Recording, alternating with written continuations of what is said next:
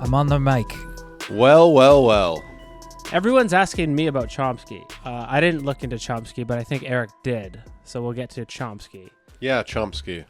I would like it on the record that you can go back 239 episodes, and I have never said a single positive thing about Noam Chomsky.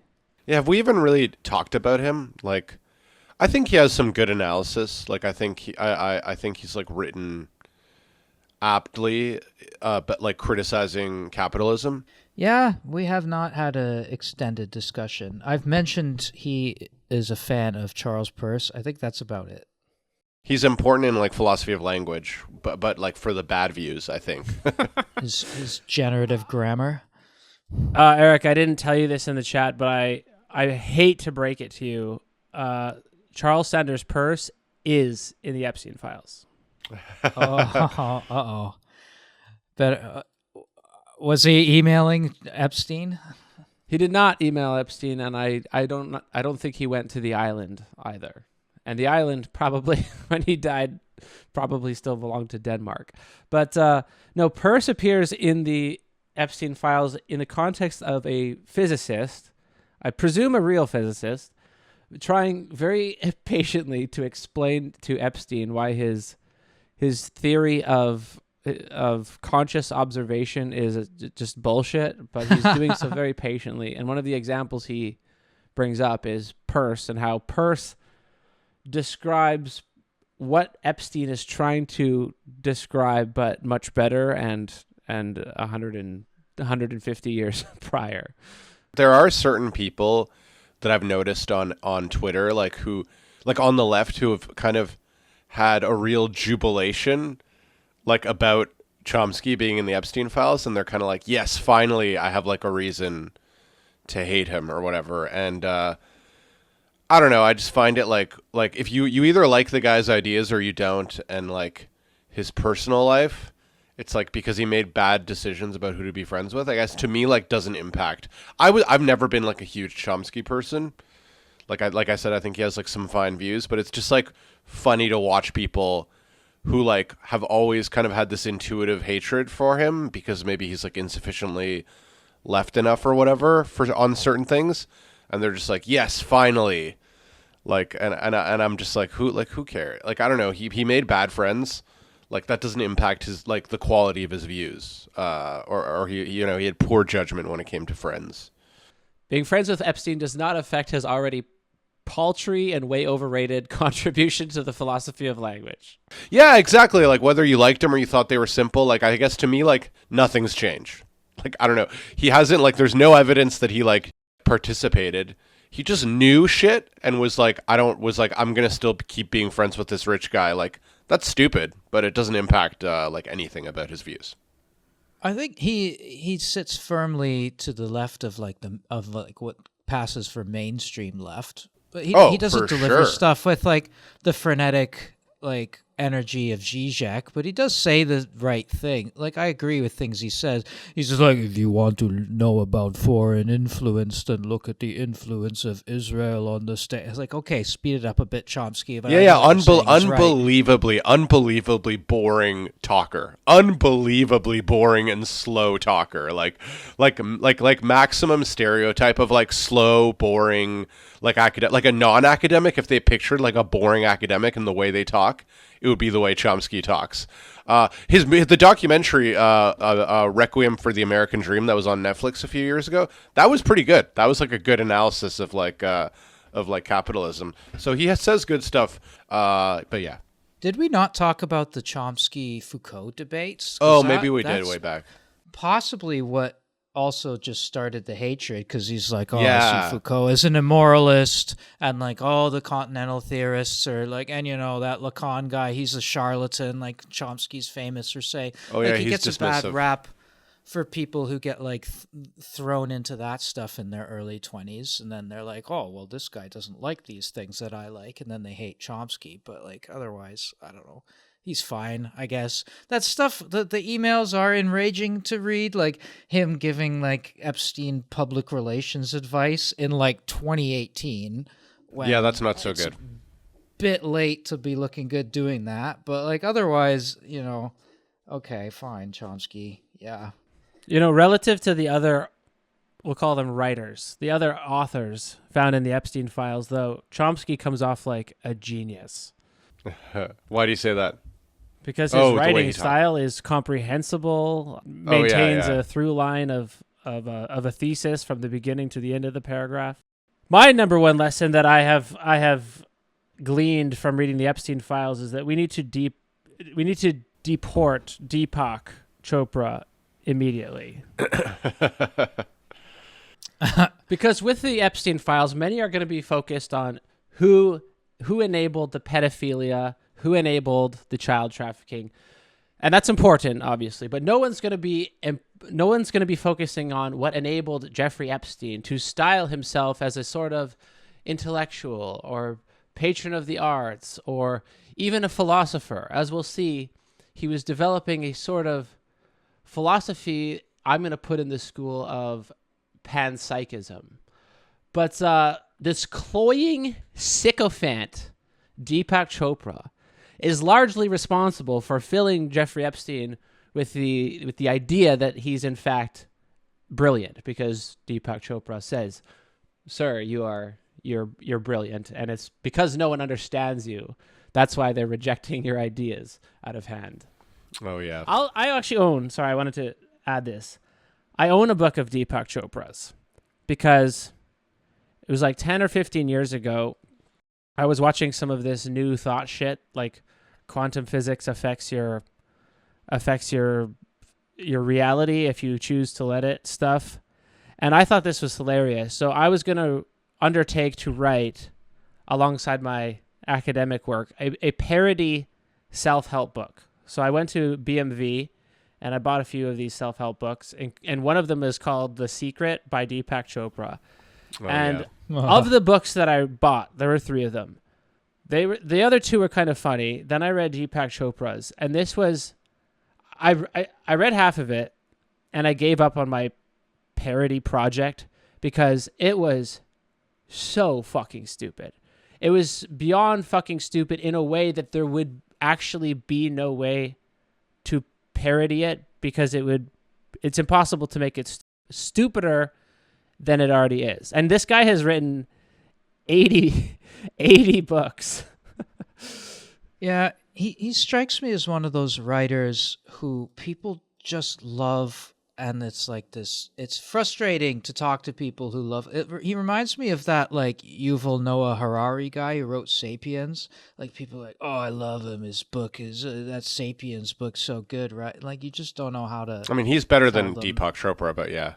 I agree. Deepak Chopra, a sentence. Okay, this is 15 years past, but a sentence is something like, "A secret is the key. In the keys are the secrets. The secret and the keys combined to make the universe. The universe, there are holes. In the holes you place the keys. The keys are the words." And it's this for 80 pages. Okay, that's bad. Yeah. and we see him feature prominently in the Epstein files as an encourager, as someone for Jeff to bounce ideas off of. For example, he gives Jeffrey Epstein the advice in an email that says, "The tiger is always hungry." And he's Indian, so it sounds like some oriental wisdom. The tiger is always hungry.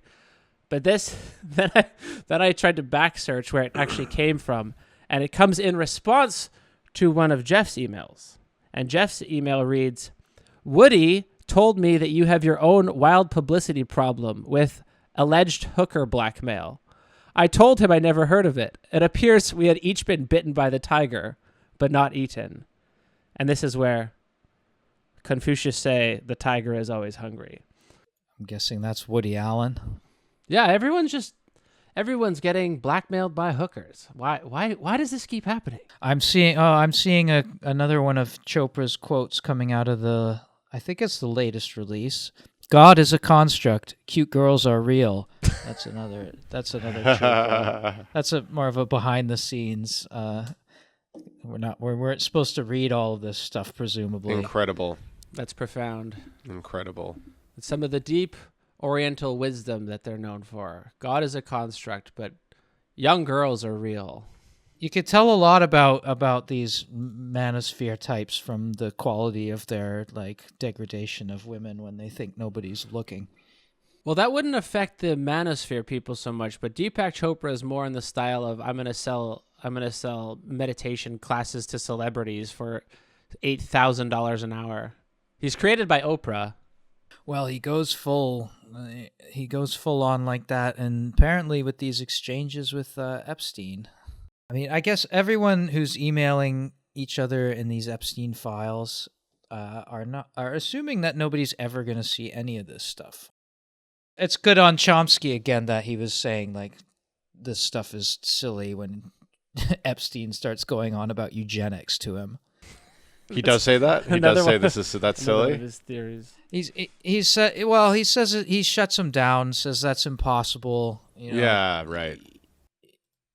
Yeah, he doesn't. I think this is a through line, including Chomsky. But all these physicists and Chomsky, none of them say, "No, you're wrong," or "No, don't do that." It's more like gentle nudging, like, "Well, maybe eugenics, Jeff. Maybe there's less evidence for that than we'd like." You know, they indulge him a bit. But yeah, what were you gonna say? Well, I was just gonna say I think like that's a good example though where. They're private emails, and I think like I try to have a little bit of like empathy and understanding that if you've developed a relationship with somebody that is like somewhat close, that has involved conversations, private conversations, that it would be like difficult. It would be challenging, especially if they're like rich and have a lot of resources and a lot of money, and you're kind of like, oh, I'm in with this billionaire, you know. And I've also developed some kind of a connection with them. I'm still think like Chomsky should have known better, or whoever else should have known better, like especially in 2019 or whatever when these revelations were clear. But I also feel like it's important to have like a little bit of understanding that it would be a bit challenging. Like you're sending private emails, you're still like maintaining contact with somebody. It's just like it's just easy, I guess, to on the sidelines be like you should have cut off contact with this person like immediately, and I think it's like a bit harder if it's someone you've known for a long time and have had history with. I mean, on the other hand, like, you know, if Chomsky really was giving him advice, which it seems like he was, of just like ignoring the things. Yeah, he was explicitly. Like I think I was just actually looking at the email. I think he should know better. Although it's also worth noting that Chomsky has a reputation for replying to like every email he gets, even from people he's not friends with, right? Even from people he's not like engaging with. So I don't know if you guys know what the context of this advice is. If Epstein like asked him directly, or like what led up to it. I didn't have time to look at that. But yeah, I guess just like putting it all in like the broader context, it's still bad. It's like don't misunderstand me. It still like shows poor judgment, but I still think like it's worth having like a little bit of understanding for like how difficult it would be to just totally like that everybody can act with like the best moral judgment in every situation with someone that they like have some kind of emotional relationship with, not to mention the kind of weird aura that like a rich billionaire might have if you're friends with them, that you're just like, ooh, I want to stay in this person's good graces, you know? There are so many cases of, you know, pseudo intellectuals, but also like real physicists that are trying to get money for their like their little project. Yeah. And I mean, honestly, as academics, let me say the incentives are to turn the other way if some very rich guy who's kind of dumb is like, hey, I'm going to give you like $200,000 and I'm every once in a while going to send you an email being like, what do you think if there's faster than light particles that like actually exist in the brain? And that's actually what consciousness is made of. And you go, okay, this is a real example, by the way. And you're like, okay, yeah. Jeff, that's kind of not possible, but like I like that you're thinking about this. It's creative, creative thinking. And then you Google him, you find out he has criminal charges, but you know there's the $200,000 right there. Like, Is everyone who... And no one's going to see this anyway. Is it certain, I ask, is it certain that everyone who's able to sit in moral judgment after the fact would have been like, no, he offered me $200,000, but there were charges against him, so I said no. I'm not gonna answer this email. I'm on the job market now. Yeah. Indulge him is the temptation. My postdoc is about to end. I have like nothing set up like for next year. I'm like trying to figure that out right now. And like, yeah, if I was in that situation, like some billionaire was just like, I think your ideas are cool. You're like a smart, interesting guy. Maybe I can fund you like another postdoc next year. That'd be so hard for me to just be like, nah, buddy. Like I am going to take the moral high ground because there are accusations against you. Like, here's a free plane ride to all the UN meetings for the next year. It's like, yeah. Oh, okay. Yeah, I'm going to indulge this crazy shit you're saying for a little while then.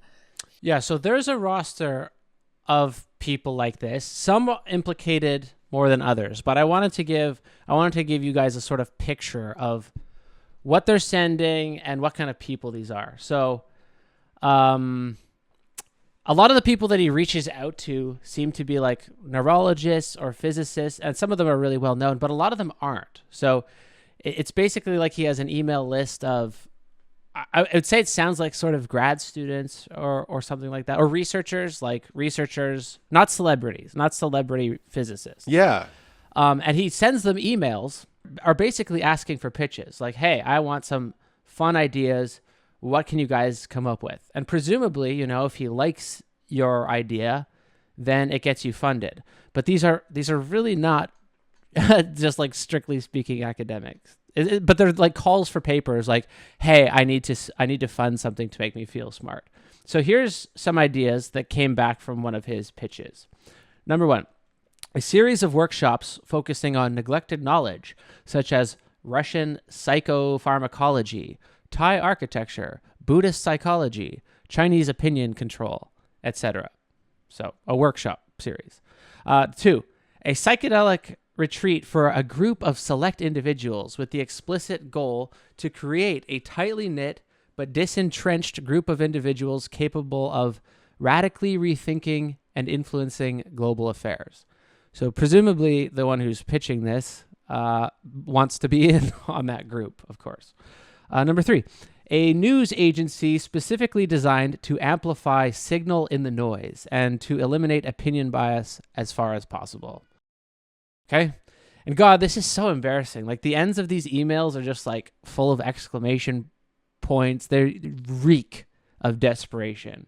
Like, you know, when you're trying to date a girl and she immediately texts you back every time you ask her to hang out, and it's like, whoa, now. Relax. Yeah. Right. All of these people are like this. Now, there's one who's more implicated, someone who knows more of what's going on, and I looked her up. Her name is Michelle Riley. Apparently, she's still in some sort of think group at MIT.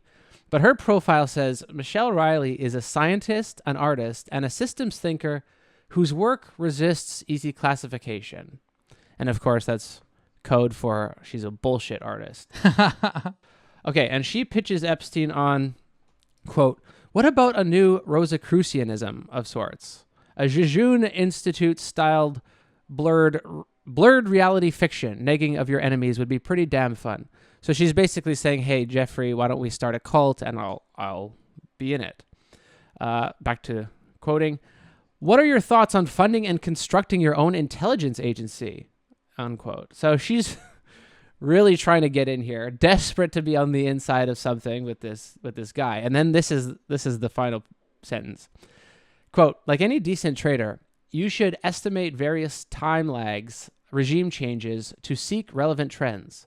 High-profile island orgies also independently come to mind, but I have a strong suspicion that you may already have that covered. Okay, that's bad. Yeah. Yeah, so funny, right? And then she signs off. I wanted to include this because it just shows how these people reek. She signs off, fraternal regards from one Coney Island baby to another! Exclamation point, exclamation point. Like, holy shit. Have some self-respect. You fucking stink. Yeah, and then Epstein does present himself like the philanthropy, like ideas hyper guy too, because in that you sent us something of an exchange of his with Chomsky, and he's like top 5 hardest linguist questions. Like he wanted Chomsky to basically do like the Goodwill Hunting thing and like come up with like the top 5 hardest questions, because again, like Epstein's obsession with intelligence, he wants to find like the smartest people. So he's like he like offers himself to as a funder for these sorts of things, and he's going to find the smartest people in your field. Like I read an interview he did with like what was it, with Science magazine. He was like wants to find all the brightest mathematicians. Like he's always doing that. He's always presenting himself as this guy who's going to fund these competitions, find all the most intelligent people in that field.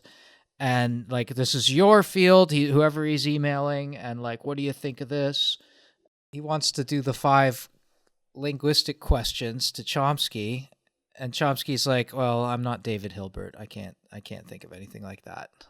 I have a little pedantic point that is like, and the only reason I'm raising it is almost to make a meta comment about the nature of the point that I'm going to make, because I've heard it come up a couple times and then people getting dunked on for making it. But as like kind of someone with, you know, autistic adjacent like fixation on terminological accuracy, you know, the word pedophilia technically means yeah. Well, it's just funny to me because everybody's saying like he's a pedophile, but like medically, to be a pedophile, you have to be interested in prepubescent children. Okay, there's actually another term. Okay, can you tell me why this matters? If she's 14 or 10, come on. Calling Jeffrey Epstein a pedophile is the moral condemnation with that word is accurate to what I've heard he's done.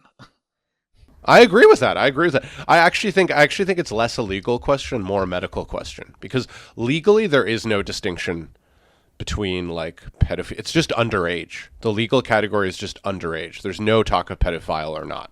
Like it's not illegal to date an 18-year-old, but if you are, there's something wrong with you.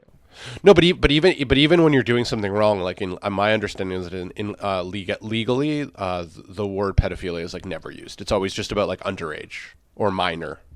My definition of pedophile, and I think everyone should adopt it, is if you're over 30 and you have to check the age of consent, then you're a pedophile. Well, just for public literacy, like medically, like what it is, right? That's all.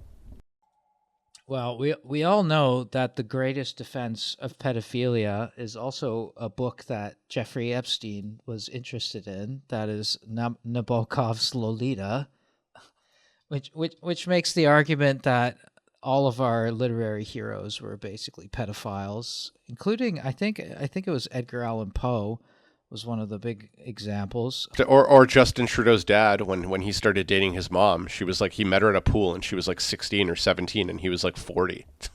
Jeez. Or I mean, who's that? Pierre Trudeau. Oh, I can't picture it. Like, what would you get out of that relationship with someone who's like, Can we go to the mall to get lollipops? I know. Please? I find it totally baffling. Yeah, I find it totally it's baffling disturbing. Too. And I'm pretty Pierre sure Trudeau. Pierre Trudeau.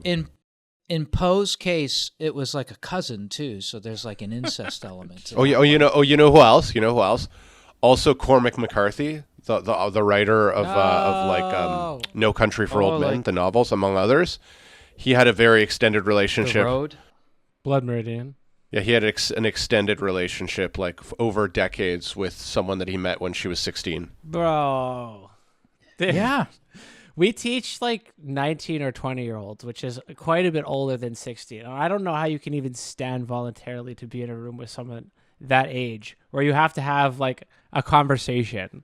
I mean, if you went through the history books and were like give me a list of like my literary heroes and artists and people from like before the year 1900 who were interested in women, that would be just absolutely unconscionable today. The list would be pretty shocking and long, and probably include loads of people that we don't want to know that about. Your faves are going to be implicated. You know, a lot of those French guys, a lot of our French guys, they signed a petition to lower the age of consent. That seems pretty unjustifiable. I guess it seems to me that the things that make Epstein's allegations and the things that he was also convicted of being so bad is the kind of power dynamic and the way that he would traffic and put women into situations where they were coerced, young women, obviously, or in some cases verging on children. Yeah, I was trying to not read any of that in the Epstein emails, but I found one, and it's very disturbing. It's like, hey, send me these pictures. And she's like, well, I'm not sure if I want to send you. I'm not going to describe it, but I'm not sure I want to send you pictures of that. And then he's like, oh, I thought you were... Sorry. Little Freudian cough. Bless you. Throw up. But then he's like, oh, well, I was going to offer you a plane ticket to New York and give you an apartment, but I guess you're not interested. So never mind. Exactly. So it's really predatory. Coercive. Yeah, exactly. It's super coercive and predatory. Setting aside whatever, like, the term, like, pedophile or not, it's like, I don't know, I guess, like, the way that I was maybe thinking about it is, it's sort of like when people want to say that Trump is a fascist, which increasingly I would say the case is getting stronger that he is. But there was a time when I would say the case was not as clear, and I remember my argument would always be, look, like me saying he's not a fascist let's just be accurate about why the bad things he's doing are actually horrible, right? And like, you don't need the term. You don't need that scary word to make the case. Okay, that like the things he's doing are horrible. And I guess maybe that's sort of the way that I feel about this. But still meh. Like, if we're going to do the metaphysics of pedophile, there is a medical definition, maybe, but the socially effective definition, which is basically who deserves to be ostracized, if not imprisoned, then, like, an ephebophile is a pedophile. If you're going to sleep with a 14-year-old as an adult, you're a pedophile because a 14-year-old is a child. And that may be culturally relative, but I don't think there's any debate to be had about that here. Like, I'm looking at his, this is like sort of off the pedophilia topic, going back to the, his like obsession with DNA and seeding, like in one email to someone named Jabber Y, Epstein wrote, quote, looking forward to your DNA test to see how many genes we share. Like, what the hell? Epstein said he has, quote, 2 recessive genes that cause hyper fucking. And Epstein wants to emailing somebody about IQ tests for children, suggesting because he wants to, like, groom them for his strange Musk-like seeding project. What is it with billionaires, eh? It's like they get to a certain point. I don't know, do you think it's like they need an explanation for why, like, they succeeded? Like, they must have good, like, instead of it being ordained by God, it's like ordained by genes. It's like, well, so like there must be some gene in me that I pass on. I don't know, there's something interesting there. Like, I feel like Peter Thiel was sort of interested. I don't know if Peter Thiel was as interested in eugenics, but Elon Musk definitely seems to be. Yeah, they're all adjacent to it. Part of it is that it's, like, not allowed, I think. Like, let's use our money to push where science is not allowed to go because we're scientists. But yeah, there's something about their own self-myth that they come to believe. Like, because they're a billionaire, even though it's like some other guy's money that you blackmailed him out of. No, you deserve to be a billionaire. But you see this sort of elitism in a way that I found completely impossible to empathize with. And this was repeatedly. Like, a guy gets Me Too'd, basically, or canceled for trying to fuck his grad students or whatever. And then Jeff will talk to another person about this guy, and his wording is something like, oh, the mob got to him. Like, a guy's accused of sexually assaulting or trying to molest his grad students, and he goes, oh, well, the pitchforks are out, something like that. So every single time there's like a predatory a predatory person that faces the consequences for being predatory, then it's like, oh, the woke mob. And he didn't say woke because it was like 2011.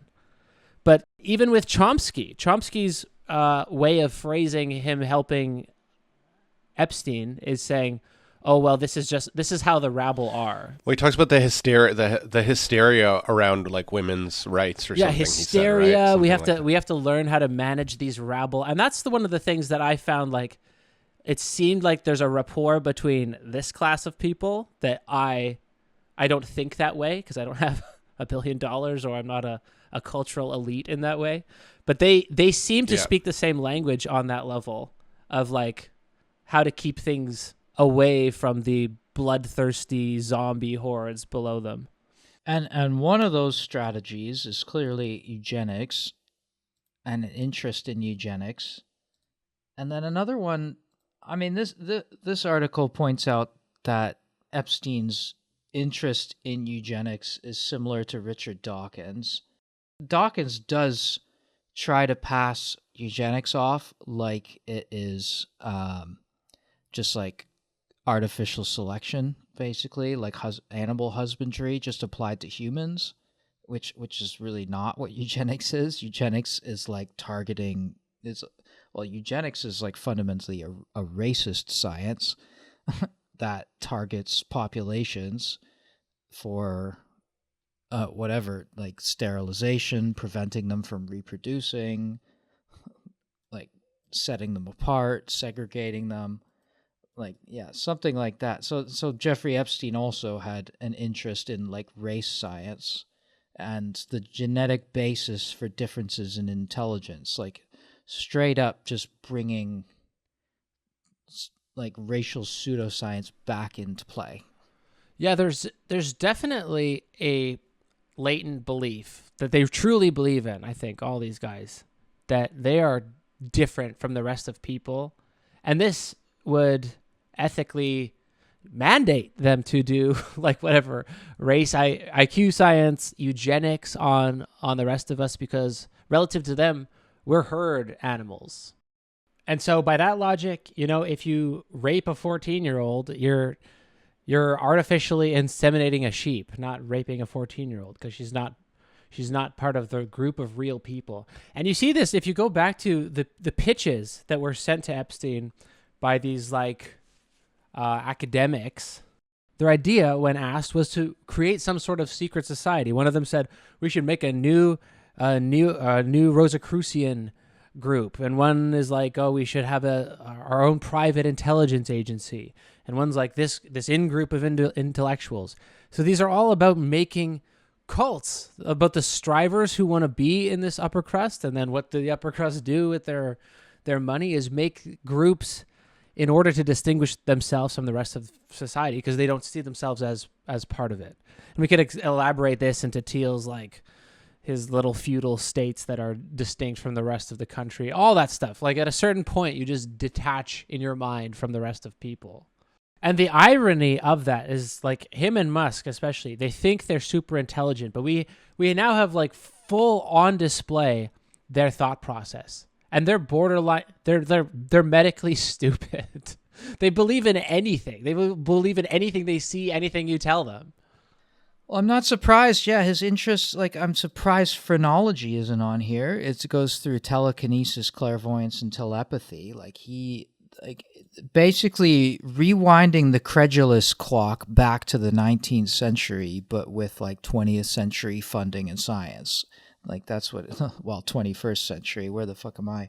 Yeah, wants to fund experiments on, his contact with parapsychologists and spoon benders and shit. Epstein's interested in that stuff. Some guy named Dean Radin sent Epstein a picture of a spoon that he claimed to have bent with his mind. Okay. I found, I went through his Amazon history. I sent this to you guys already. The second last book he bought was Spinoza. Yeah, that's funny. I saw people tweeting about that. I don't think he read it because he got arrested a couple months later. There's a lot of references to Plato. No surprise. A lot of references to Aristotle. Descartes got 32. The most references to any philosopher, though, is Seneca. And he loves, or at least in 2013 time frame, he loved Seneca. Seneca's got a book called The Shortness of Life that we referenced in an episode, like 3 episodes ago. But he recommends it to everybody. My reporting is looking like he probably gave it to Bill Gates, which is... This is kind of fitting because The Shortness of Life, this is where Seneca is saying, like, you can't spend too much time trying to get stuff. You can't spend time on material wealth or power, because if you're wise, you'll realize that time is the most valuable resource you have because you can never get it back. So if you want your life to be long, even though it's short in the scheme of things, if you want your life to be long, you have to live in the present.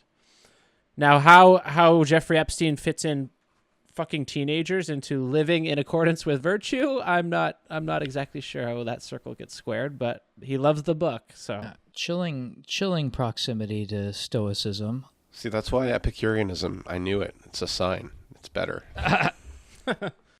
Although maybe Epstein could have made an Epicurean case. Well, we already knew about the manosphere Stoicism. Wait, does Stoicism actually have anything to say about ethics? Like about ethics, like what treating other people, or like it has a lot to do with ethics. It is all ethics. It's like I know it's all practical philosophy, like how you should act. But all ancient philosophy is about living the good life to some extent, like from Socrates onwards. So to that extent, yeah. Just because they're Greeks, you have to imagine that there's a lot of pedophile Stoics anyway. Well, that's what I was wondering, because I feel like but sex and partying, which is the things that Jeffrey is known for, sex and partying are both extremely unreliable sources of happiness that you should avoid. Okay, that's what I was looking for. Nothing is good or bad as long as it doesn't compromise your character development and pursuit of virtue. That's the thing. So there is space. So there is space for it. That's why, because I guess it's really a more modern innovation. Maybe a Christian innovation, actually, to say that there's some inherent dignity, right, to each person, which I think would be an easier way to. It's harder to shoehorn some exceptions for, illicit behavior being part of your account of the good life. Yeah, I don't think a Stoic would say that morally or ethically any part of virtue is treating slaves or people below you with dignity or respect. I don't think that's even part of the equation at all. So maybe he did nothing wrong, stoically speaking, except for partying a little too hard. Yeah, like his interest in these high philosophical things like Spinoza or Seneca is, I think as far as it goes, it's pretty superficial. You're stepping on my toes here. I'm tempted to say that it is some kind of existential crisis he's having over the things he does, the things he gets off on, and he's trying to use these things to almost like morally launder it to himself. But it also just seems like a way of having this superficial level of learning, so he has things to say in his emails to people. Like Steven Pinker, I even noticed, is one of his correspondents, and Steven Pinker pointed out how, like, once things started getting to a more like deeper technical level, like Epstein would quickly change the subject and bounce to some other topic. Like he would never go very deeply into anything. So he wanted that sort of patina of the stuff of learning and philosophical depth in order either to justify himself to himself or to at least just have fucking dinner party conversations and email topics he could bounce around on. I disagree. I think that he was really on to something, and that by offing himself in that fashion, he's really robbed posterity of some works of brilliance, as I have right in front of me here. So here's deprived the world. No, this is honestly, Jeffrey Epstein was working on a version of panpsychism, his own version of panpsychism. So he never, as far as I know, he never read the Spinoza book that he bought. But there seems to be, his philosophy seems like it's probably closest to Leibniz, a Leibniz panpsychism. So here's his description of salt. And I'm sorry, this is not going to make any sense, but this is how he writes. You know, brilliance comes in many forms, and some of them are just terrible writers. Sodium and chlorine, are self-aware, and they join to produces salt. Is the salt self-aware? ? That its concentration in water, if too great, will cause it to solidify and titrate out.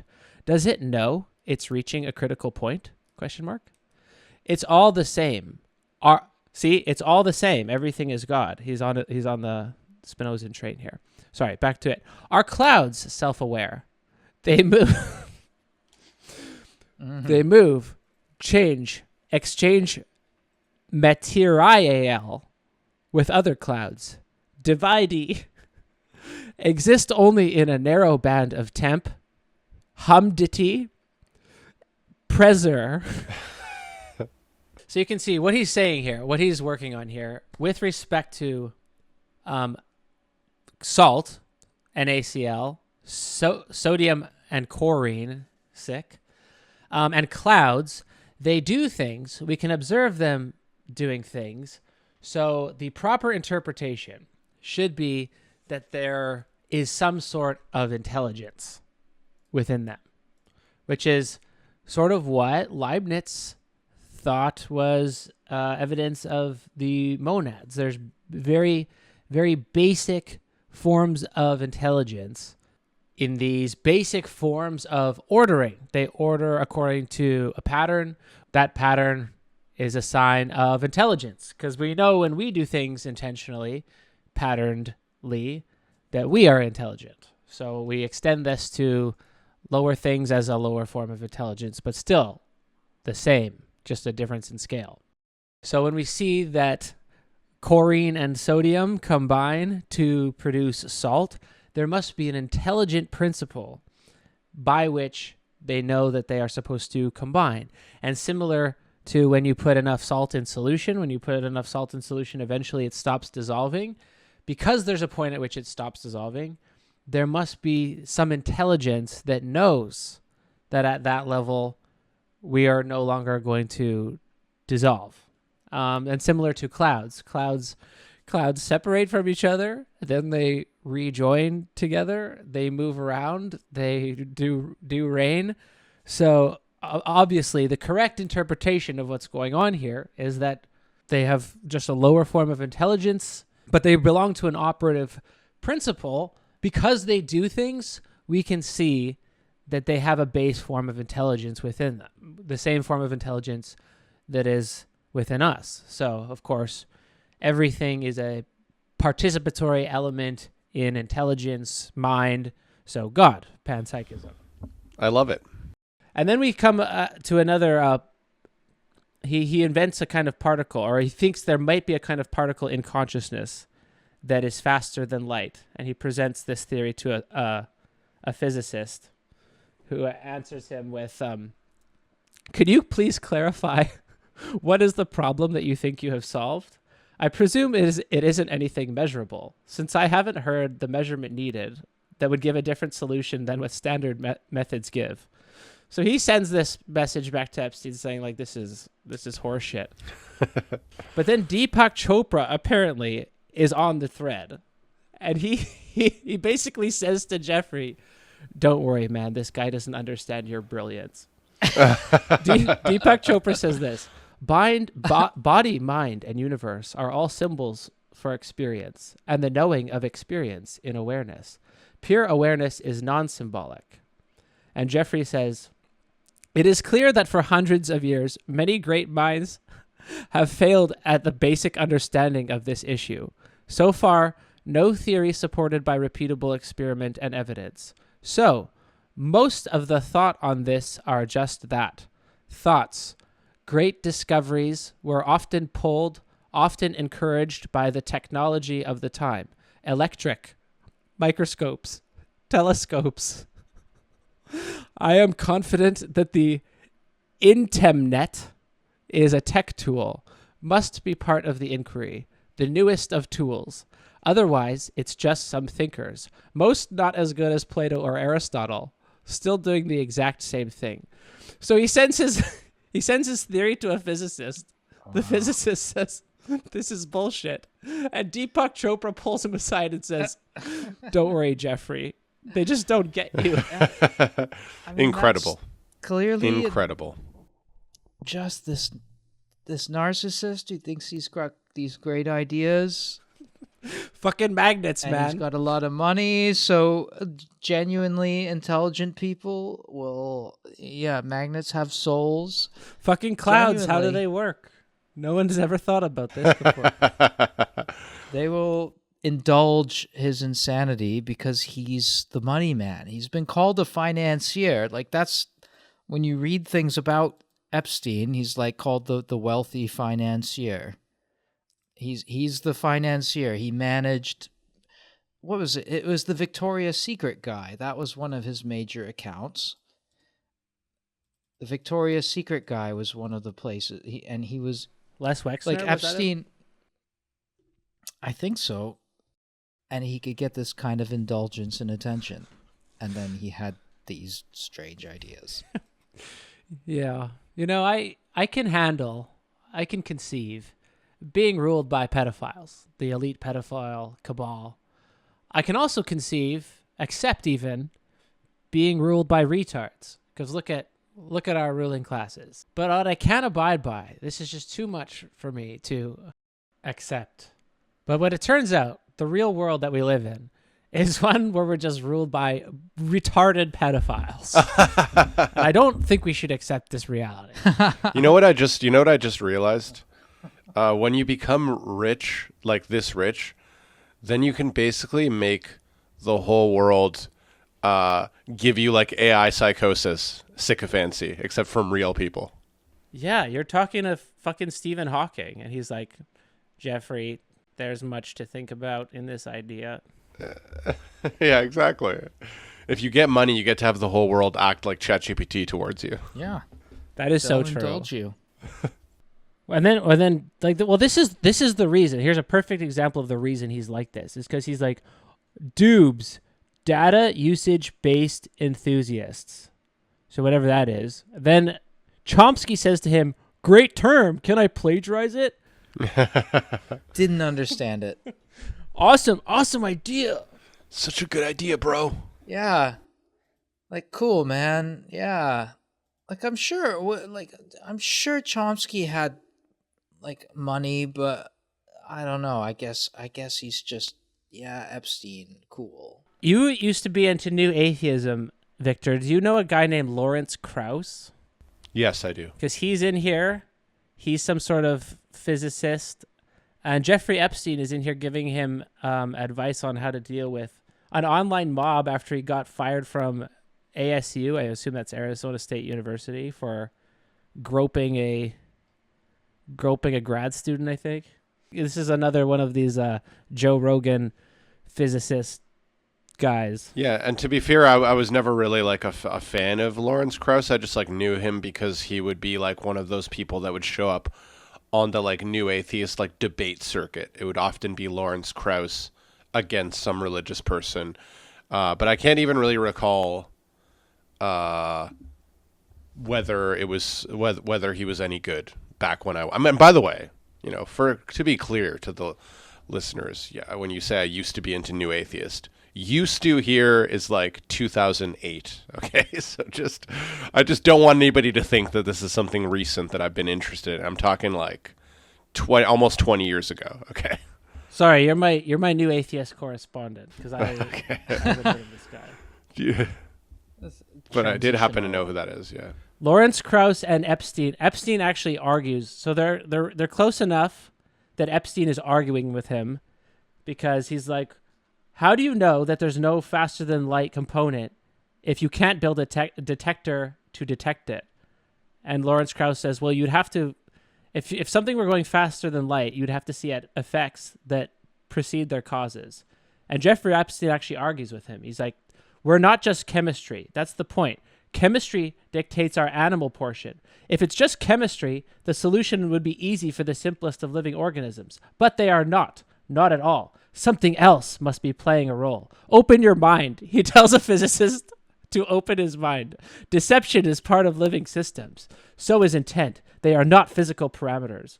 And then Lawrence says, like, why would the laws of physics change just because you're talking about something living?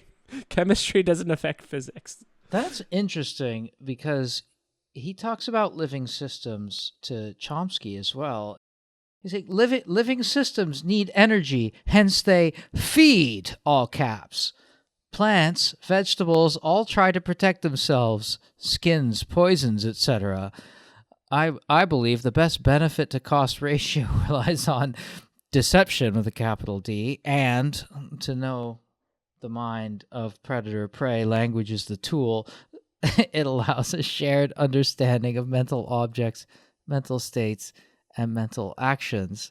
So he's sending this to Noam Chomsky, the linguist. He does this constantly with these physicists. He's like, you're not understanding what I'm saying. There has to be something else. Like, animals are able to camouflage. That isn't explained by physics. This has to be explained by something other than physics and chemistry. It has to be consciousness. Because he's a panpsychist, he's sure that there has to be an additional factor that these scientists are not taking account of. So he gets frustrated with them when they say, well, if that's true, we wouldn't be able to detect it anyway. And then he gets mad at them, and they're like, okay, Jeffrey, well, you may be right. Oh, by the way, when's the next Russian girl coming? And it's funny, yeah, like Chomsky's sending him like, oh, like I read this quote lately, this is interesting. Like, oh, that's cool. Like, can I plagiarize that term you just used?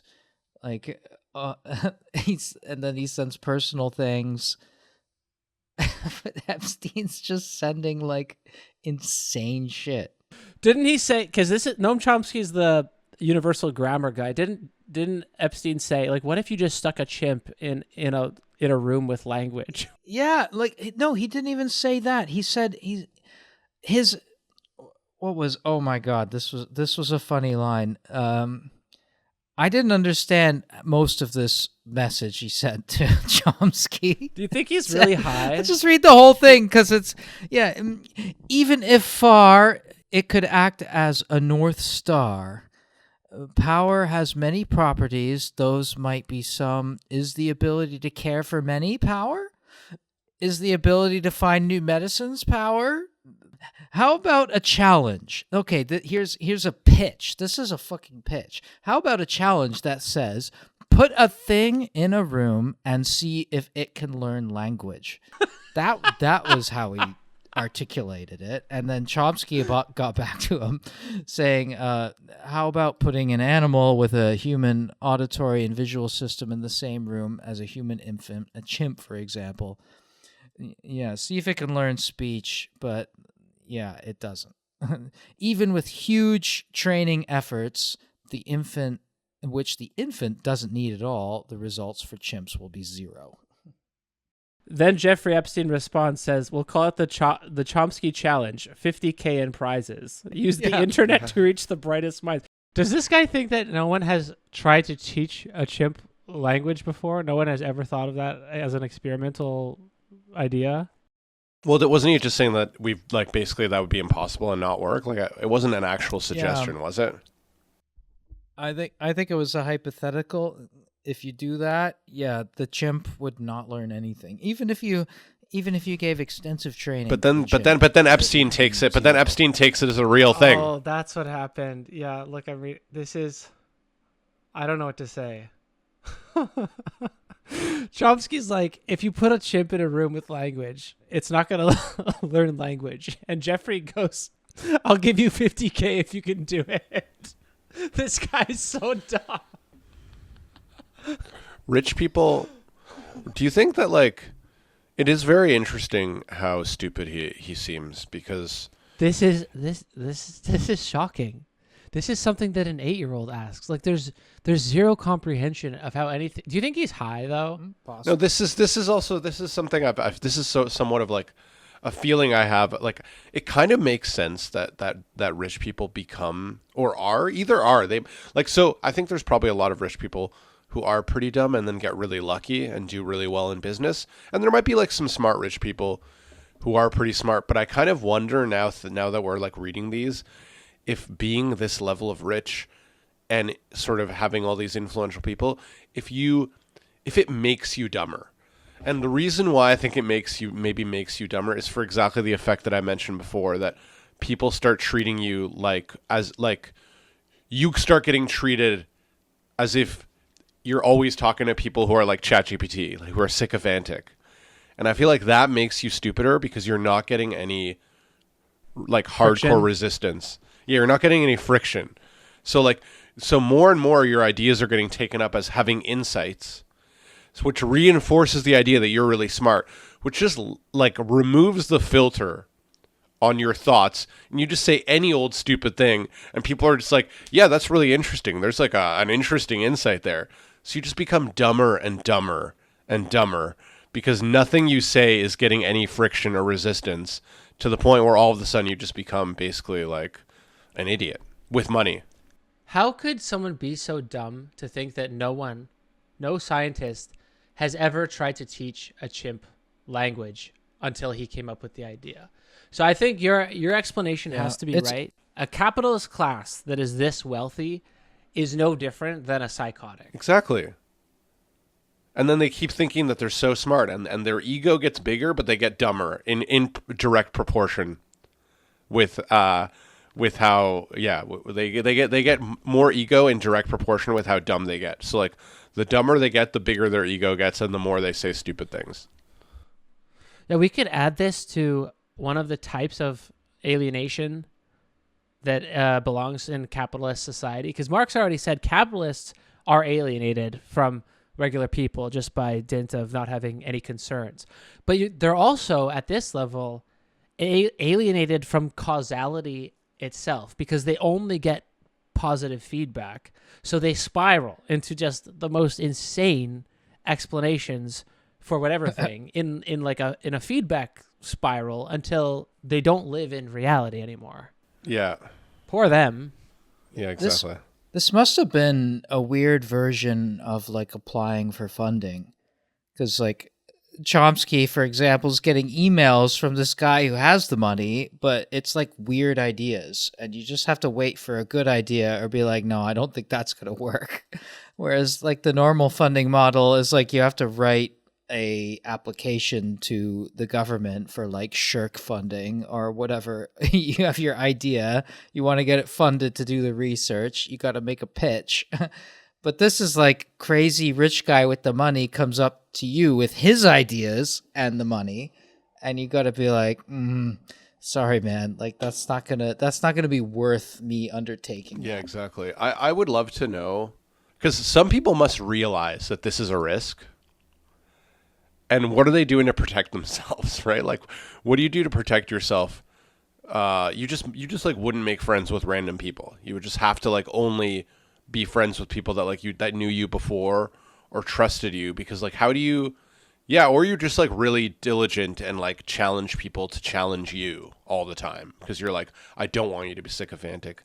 You, in fact, maybe you stop talking to people who are like overly positive with you. But that's probably the smart ones. The smart rich ones must realize this, right? I don't know. I'm sure most of them are, I don't know, intelligent. I don't want to go into that. But Epstein was probably already kind of dumb, because I think you have to be dumb also to not realize that that's happening. I don't want to make this the poor billionaire podcast by any means, but you have to think you can literally not trust the intentions of a single other person unless you're. That's the thing. Unless you are like married before you were rich, or yeah, exactly. Or your childhood friend, or even your childhood friend. What if he just wants a free house? You know. Yeah, exactly. I feel like you can never really trust anybody except people you knew before, who you maintained relationships with. But Jeffrey Epstein is legit stupid. Yeah. This is like Joe Rogan is smarter than Jeffrey Epstein. Oh, yeah. He sees a causal relationship between his success. Well, he sees a causal relationship between success and intelligence, and then assumes that that applies to him when there is no causal relationship there. And the fact that he is successful and wealthy he's dead now, was successful and wealthy. I mean, successful in massive quotation marks. I don't know. Was he successful? Okay. He had a lot of money. He had access to a lot of people. And he collected these contacts. Like, he made the effort to have these people in his phone book, whatever, in his email contacts list. And to be able to, like, if I'm looking at, like, even that lady he was kind of with, right? That Ghislaine Maxwell lady, like, she was a New York socialite. And then other people that appear, if you look at his contacts list, famous people. Yeah, he talked to Elon Musk, I think. So many important or interesting or scientific academic people. Then he thought this all reflected on, like, his own ability, and then he's like, okay, I'm going to seed the human population now and spread my DNA, because he also had stupid ideas about DNA. Well, this would be very dangerous if Jeffrey Epstein was to seed the human race, because he's a fucking moron. But the question is, is he medically stupid genetically, or do you become medically stupid because you become a billionaire? It's relevant causal question. One more thing I wanted to add to his theory of his panpsychic theory of the cosmos. If you search the word mobjects is Jeffrey Epstein's word for mental objects. And he keeps telling all these different people, are you going to study it? And one guy's like, yeah, sure, thanks. You already gave me $100,000. I'm going to send you a follow-up email to show you how it's been put to use. Anyway, mobjects, great idea. Here's what I think it would mean. And, like, Jeffrey Epstein's so tickled that people are taking up his term mobjects. Oh, God. Small price to pay. But yet another example, I think Victor's theory of billionaire sycophant psychosis, this has to be the causal explanation. It's the only one that makes sense. Yeah, exactly. I mean, I guess that's, it's not super surprising that research in any field, whatever it is, even if it's scientific research, influenced by money. But it's also kind of disturbing. And in this reality, this is what Jeffrey Epstein, one of the dumbest people whose words I've ever read after reading thousands of people's writing. He's the one who decides who is an intellectual and who is an artist in the 21st century. Amazing. I mean, Chopra's quote here from 2017, God is a construct, cute girls are real. Words of wisdom. But while we're complaining about this and blaming capitalism for it and blah, blah, blah, we should remember, we should have some historical sense here that within the purview of human knowledge, most of it has been developed by people exactly like this. Most of it has not been publicly funded. Publicly funded research is like 200 to 300 years old. Most of its history, developments in art, developments in science, was done at the behest of incestuous, pedophilic dumbasses who are like, hey, can you incorporate my word mobjects into your theory? That would be great. Here's another $200,000. There you go. Because, yeah, in the scope of things, the engine of human progress is not anything like will or genius or ambition. It's just retarded narcissists that want someone to study the idea that they just came up with, and they have a lot of money that they didn't earn themselves. Yeah, when I think of the much beloved Italian Renaissance, yeah, it's not a whole lot different in many ways. It's true. Michelangelo, the eternal genius, was like on the payroll of the Medicis. all the beautiful buildings and all the beautiful works of art were all commissioned by rich people to honor, and a lot of it went into their private family chapels, and nobody could really go see it anyway until like modern times when we got interested in showing art to the masses. But before then, it would just be like, oh, yeah, this is in the family chapel. No, you can't see it because you're like a commoner. But like the other rich people can come see it. That's fine. Yeah. Yeah, And Descartes was a tutor to the Swedish princess or whatever. Aristotle following Alexander the Great around. I mean, these kind of been the brightest bulbs in the box.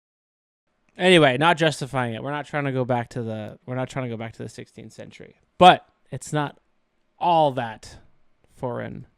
Well, it's like Descartes, Aristotle, the people they worked for or sucked up to were high status for different reasons.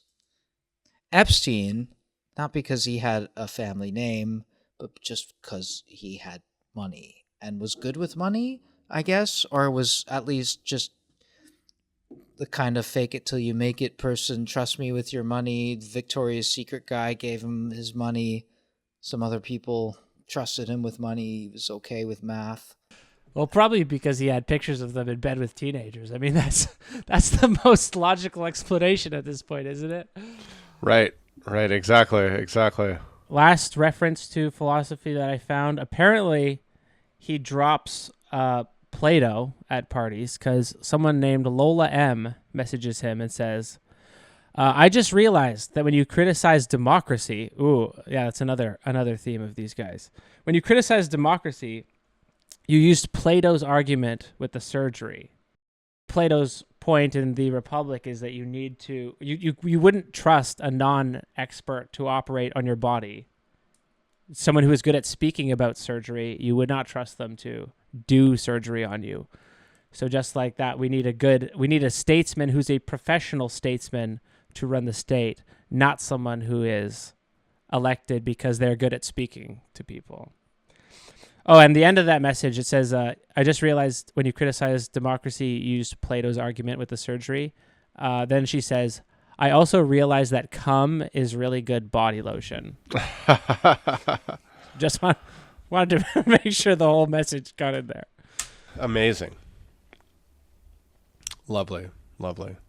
But this also shows that Epstein conceives of himself, again, above the people, but he sees himself as the philosopher king. The philosopher king, in a democracy at least, is the one behind the scenes who knows how to get things done, who knows what's what, who knows what palms need to be greased, while the puppets of democracy, they run around and just talk. So Epstein sees himself as the engineer, the intellect behind the democratic system, and you can see that a little bit in his sponsorships of certain politicians that he liked. Apparently, he was going over with one of his English buddies and making sure that they didn't increase taxes on bankers like himself. So, yeah, he's not a great guy all around. Hatred of democracy, eugenics, stupidity, mystical neuroscience, health, longevity, living forever. He seems to have some interest in that stuff. And just dumb. Yeah. Just Googling. I'll just want to throw this in there. He was into cryogenics or cryonics or whatever you call it, and he wanted his head and his penis frozen. Now that needs to be on the record. So contradictory.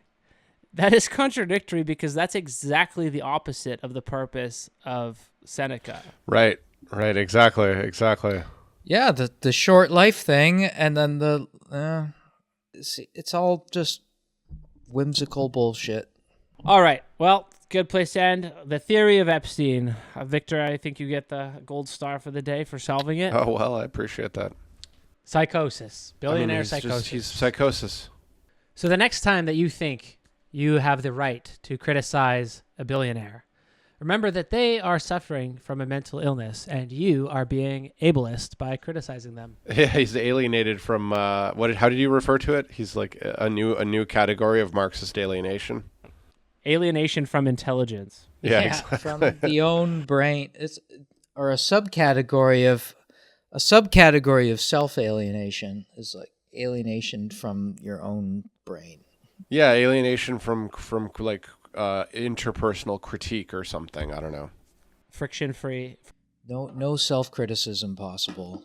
So yeah, that's what Jeffrey Epstein was a victim of capitalism. That's a good name for the podcast. Jeffrey Epstein was a victim. ... of capitalism. Here's a lovely quote to end on. This is something Epstein wrote approvingly. It seems that Greece and Rome had a class society that allowed the upper classes to have more offspring than the lower classes, and larger social mobility based on IQ than our current arrangement. Yeah, if only our class was based on IQ. If we had our classes based on IQ, then Musk and Epstein would be living on welfare. They'd be in government housing.